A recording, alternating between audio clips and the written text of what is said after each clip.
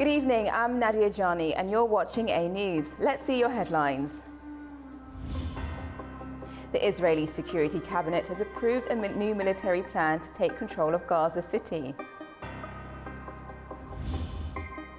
Russian airborne attack targets Kyiv suburbs, injuring 3 people. And a joint declaration is signed on a meeting between President of Azerbaijan and Prime Minister of Armenia held in Washington.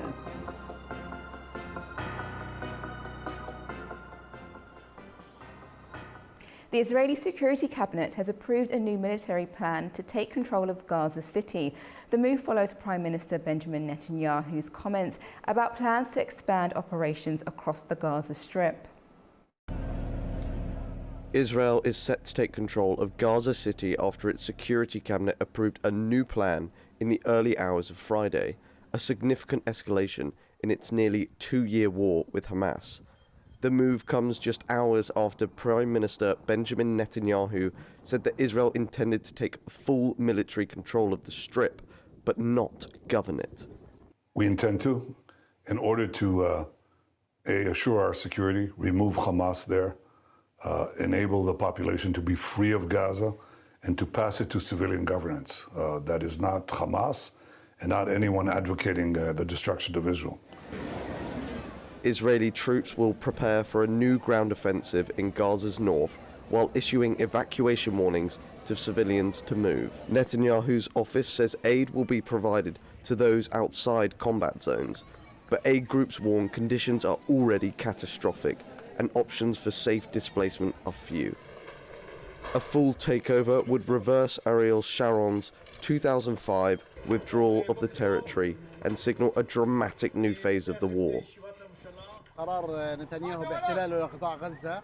Netanyahu's decision to occupy Gaza, it's like there's nothing left to occupy in the first place. We're already dying, 100,000 deaths every day. Around 100 to 150 people die daily from starvation, on top of everything else we're going through. Practically, all of Gaza has been squeezed into the western part of Gaza City, and that's all that's left.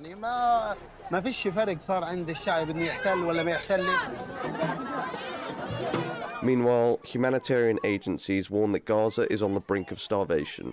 According to the United Nations Human Rights Agency, 500,000 people are facing famine. But with 75% of the territory now under Israeli control and Hamas clinging to fragmented pockets, the battle for the Strip is no longer just about military control. It's about preventing human suffering. Several countries and Israeli citizens have condemned Prime Minister Benjamin Netanyahu's decision to take control of Gaza City. The move comes after Israel's Security Cabinet approved his plan in the early hours of Friday morning. Turkey says it condemns in the strongest terms Israel's plan to take control of Gaza City, calling on the United Nations Security Council to act to stop its implementation. In a statement, the Turkish Foreign Ministry said Israel must immediately halt its war plans, agree to a ceasefire in Gaza, and start negotiations for a 2-state solution. It warned that every step by Israel's government to forcibly displace Palestinians from their own land delivers a heavy blow to global security. The condemnation also came from UK's Prime Minister Keir Starmer, urging Israel to reconsider the decision, calling it wrong and counterproductive. In a statement, he said that the Israeli government's decision to further escalate its offensive in Gaza is wrong, and we urge it to reconsider immediately. Starmer called for an immediate ceasefire, a surge in humanitarian aid, the release of all hostages by Hamas, and a negotiated solution. And the Australian Foreign Minister Penny Wong is urging Israel not to go down this path and says the humanitarian catastrophe in the Strip will worsen. Wong says permanent forced displacement is a violation of international law and repeated calls for a ceasefire, aid to flow unimpeded, and for Hamas to return the hostages. Over in Tel Aviv, some Israelis expressed deep concern about the move, saying bringing the hostages home should be the priority. Palestinians in Gaza also expressed fear, frustration and exhaustion following Israeli Prime Minister Benjamin Netanyahu's statement. Earlier on Friday, Israel's political security cabinet approved the plan to take control of Gaza City as the military escalates its operations, despite mounting criticism at home and abroad over the nearly two-year-old war. In Israel, thousands took to the streets on Thursday demanding for a release of hostages held in Hamas in Gaza. In Tel Aviv, protests turned out violent, with police using water cannons to break up the crowds. In Tel Aviv, Israeli police and demonstrators clashed as officers tried to disperse crowds using water cannons on Thursday. Protesters lit flares, chanted slogans and held banners bearing the faces of those still in captivity. Demonstrators also gathered outside Prime Minister Benjamin Netanyahu's Likud party headquarters, urging him to prioritise negotiations. Thousands of people rallied nationwide in Israel, including Tel Aviv, Jerusalem, Haifa and the Negev, demanding the immediate release of hostages held by Hamas in Gaza and an end to the war. In Jerusalem, families of hostages staged a protest outside government headquarters, coinciding with a ministerial meeting on Netanyahu's plan for the full takeover of Gaza City. The protests come amid mounting public pressure on the government to strike a deal with Hamas. According to Israeli officials, 50 hostages remain in Gaza, with 20 believed to be alive. The Gaza war erupted on the 7th of October in 2023, when Hamas killed 1,200 people and took 251 hostages in a cross-border attack, according to Israeli figures. Since then, Israel's offensive has killed more than 60,000 Palestinians, according to Gaza health authorities. Russian drone attacks have struck the Bucha district near Kyiv, injuring civilians and damaging property. Vikrat Dolohanov has more. Drone attacks continue to haunt communities around Kyiv. Overnight, Russian forces launched another wave of drones at the Kyiv region, hitting the Bucha district. Fires broke out and several homes were damaged. Local authorities say 3 women aged 16, 56 and 80 were injured. Bucha's mayor, Anatoly Fedoruk, has shown the aftermath of the attack.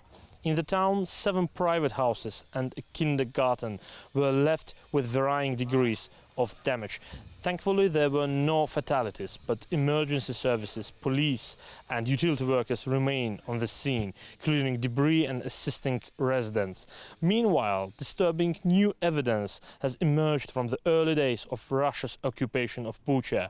Radio Free Europe, Radio Liberty, has released previously unseen security camera footage from March 2022, showing Russian soldiers killing a civilian, 70-year-old Volodymyr Rubailo, and looting a local shop. The video captures the moment the man is first wounded, then killed at close range, before the soldiers search his body and ransack the store.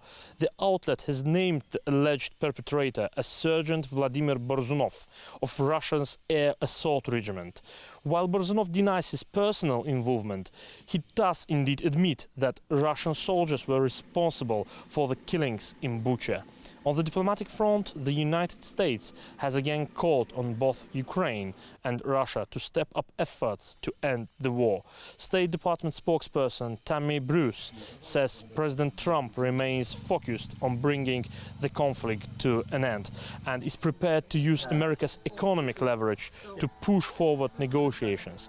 However, Ukrainian officials remain skeptical about any potential Trump-Putin talks, concerned that Kyiv's interests may be sidelined.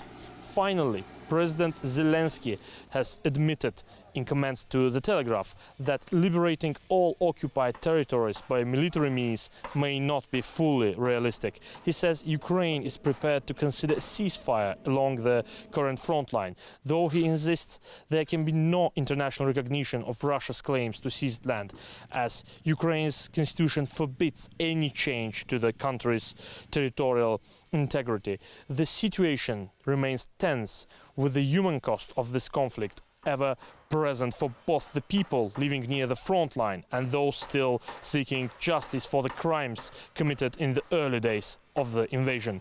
Fikrat Dolkhanov, Elbrus Musayev, Kyiv, Ukraine, AnewZ. AnewZ has gone to Kyiv to hear more from the people of Bucha as they recount their experiences and reflect on the challenges caused by the continued strikes on their community.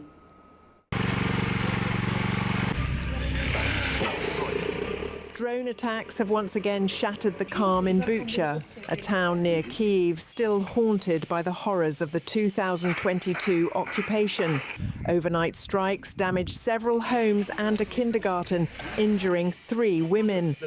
In the aftermath, Bucha Mayor Anatoly Fedoruk described the scope of the attack and the damage left behind. During this period, I'd say even just this current year, there was a massive attack by Russia targeting our city and our civilian residential infrastructure. Russia is deliberately targeting civilian infrastructure to cause harm, to take human lives, and to try to push Ukrainians toward I don't even know what, because they will not succeed in achieving what they aim for. Ukrainians know how insidious this enemy is, and they will endure. They will rebuild everything that has been destroyed, and we will stand strong. At the moment, specialized demining services are clearing the consequences of the destruction here. We offer every person who has lost their home the opportunity to agree, if they are in need, for new housing. Although, up to now, not a single person has been left without accommodation from relatives or close ones who didn't respond to our proposal. We assess the damage individually. We conduct inspections and issue reports for each affected home, outlining what restoration is necessary. According to state, regional and local programs, we provide citizens with rebuilding assistance so they can once again return to their homes as soon as possible. The mayor's focus on recovery was echoed by Mykola Kalashnik, who emphasized that Russia's strikes are increasingly targeting civilian areas in and around Bucha. He outlined the extent of the destruction and stressed the importance of ongoing damage assessments and support programs for affected residents. Today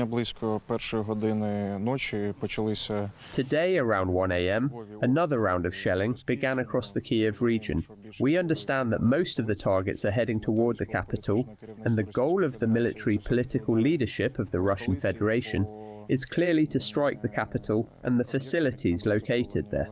But we are seeing that Russia is now waging war against the civilian population, because right now we are standing in the yard of an 86-year-old woman in Bucha, who was under occupation back in 2022, hid here under shelling, and today miraculously survived as a missile struck right here.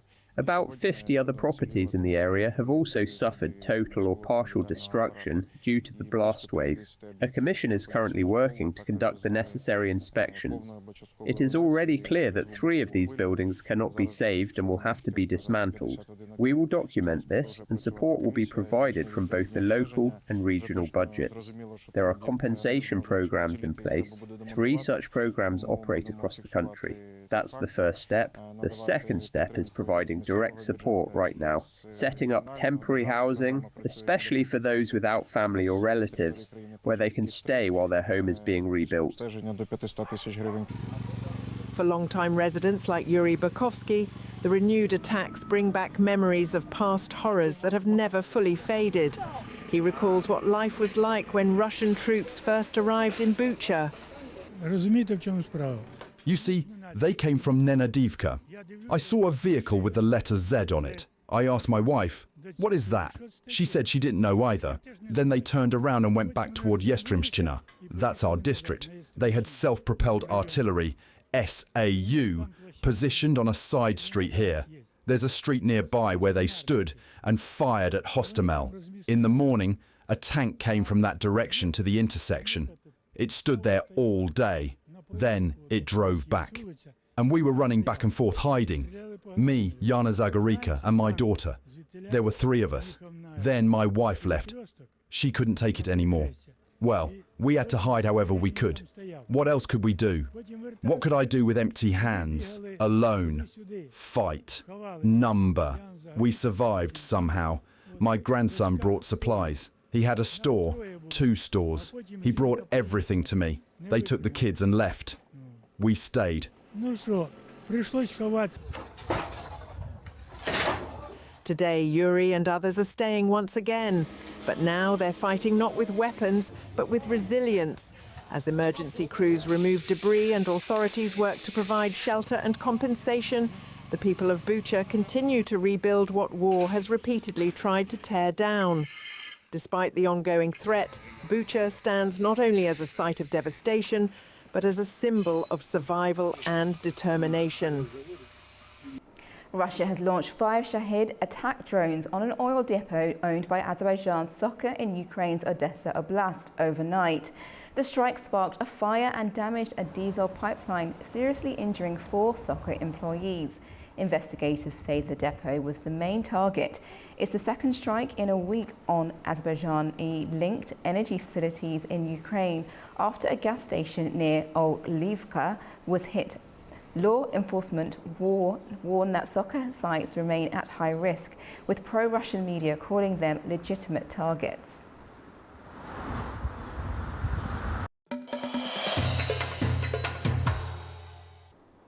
Azerbaijan, Armenia and the United States have signed a historic joint declaration in Washington, marking major progress toward peace in the South Caucasus and opening a new stage in US-Azerbaijan relations. Here are the main points of the talks.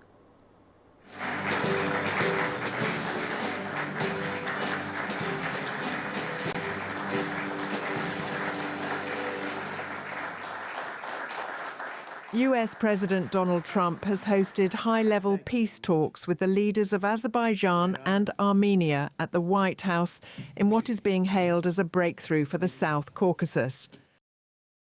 35 years of death and hatred, and now it's going to be love and respect and success together.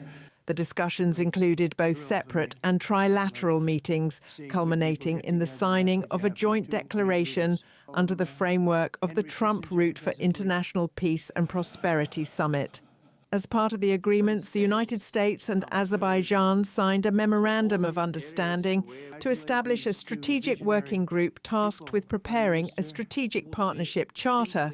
In a major step for bilateral ties, President Trump signed an order suspending Section 907 of the Freedom Support Act, lifting long-standing US restrictions on aid to Azerbaijan imposed in 1992 during Armenia's occupation of Azerbaijani territories.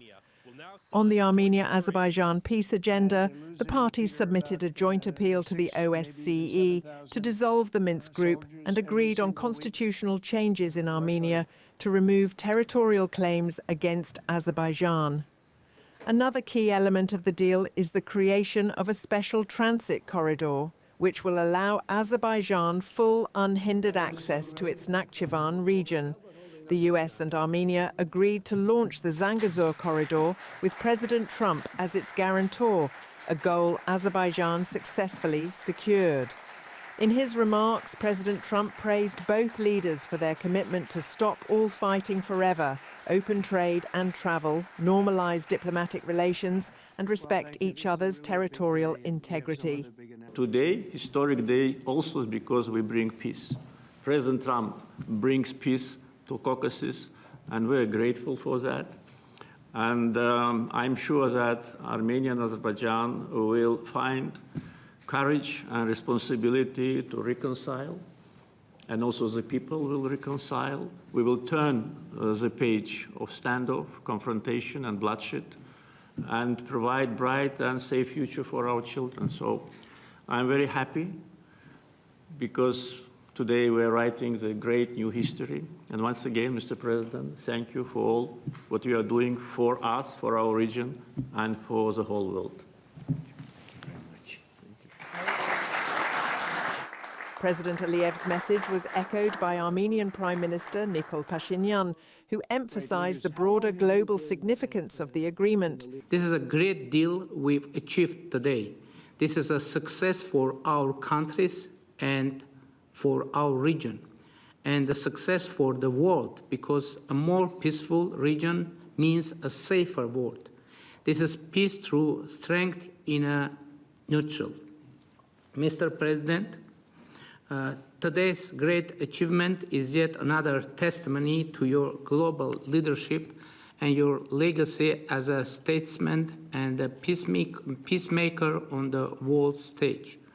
Bringing peace required vision, political courage, and determination. The agreement signed at the White House mark a significant shift in regional relations, with leaders expressing hope that this new chapter will replace decades of conflict with lasting cooperation, stability and prosperity for the South Caucasus.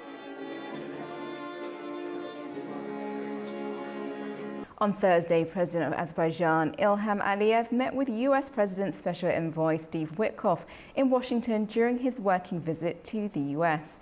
A memorandum of cooperation was signed between Azerbaijan's state oil company, Socar, and ExxonMobil, with the participation of President Aliyev and Steve Witkoff. The document was signed by Azerbaijan's Minister of Economy, Mikhail Jabarov, and Vice President of ExxonMobil, John Ardil. Millions of Afghans have returned home over the past year, with numbers continuing to rise. International organisations are urging governments and donors to provide immediate support, warning that without coordinated assistance, host communities may face increasing strain. Tamim Bahis has more. Since September 2023, more than 4 million people have made the journey back to Afghanistan. In just this year alone, 1.5 million have returned, with thousands more arriving every week. Officials warn the situation could intensify even further, as another million Afghans holding registration cards in Pakistan are expected to cross back in the coming months. The IOM says the challenge is not only to provide immediate humanitarian relief, but also to ensure the towns and villages receiving these returnees have the infrastructure and services to support them. Without adequate investment, both new arrivals and existing residents could face worsening conditions. The organization is appealing to governments and donors worldwide to step in now with resources, warning that the window to prevent a deeper crisis is closing fast. This is Tamim Bahis in Kabul for AnewZ. Kazakhstan has officially launched the construction of its first nuclear power plant, with Russia's Rosatom serving as the main contractor. Engineering surveys have commenced near the village of Olkan to determine the optimal site and project development. The scheme is estimated to cost roughly $15 billion and take approximately 11 years. A roadmap agreement has been signed for the construction of 2 pressurized water reactors. Financing discussions are underway, including the possibility of a Russian state export funding. Caspian nations are stepping up efforts to protect the Caspian Sea. At a meeting in Awaza during the UN conference on landlocked developing countries, deputy prime ministers from 5 coastal states raised concerns about ecological changes. Our reporter Fariza Kalimazana has more. Kazakhstan has the longest stretch of Caspian coastline, almost a third of the entire shore.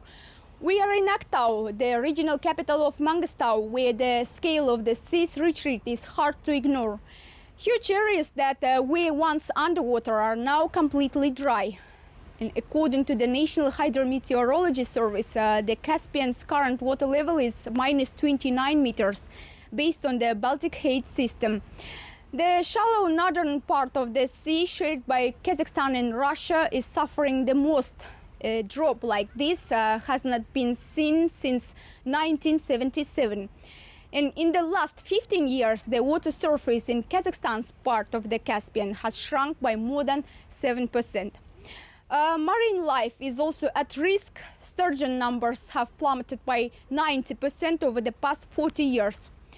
The causes are complex, but scientists point to several key drivers: rising greenhouse gas emissions, higher air temperatures, and faster water loss from both the sea itself and the rivers that flow into it.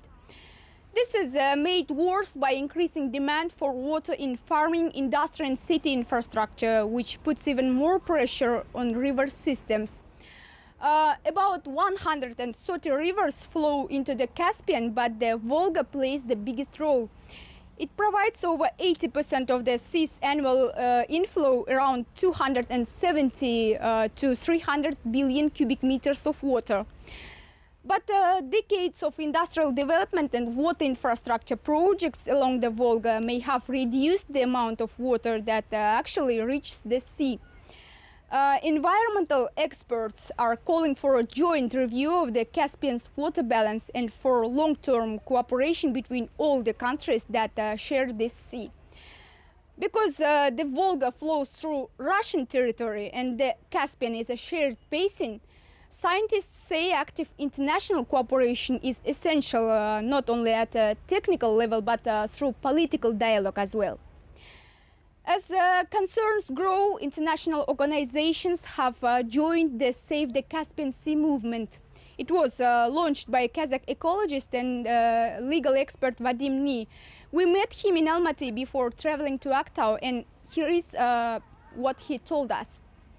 The current trend will continue, then we can lose almost 80% of habitats for Caspian seals, for sturgeon fish in this century. It's a very likely scenario for Kazakhstan, because we are planning the dredging works in the seaports and also on the Caspian Sea to enable more transportation of cargoes on the Caspian Sea, but also we are increasing the oil deposit exploitation on Kashagan. That will lead to the doubling, the tripling the pollution of the Caspian Sea, which is already very high. Falling water levels threaten the entire region, but the experts warn that Kazakhstan could be affected the most.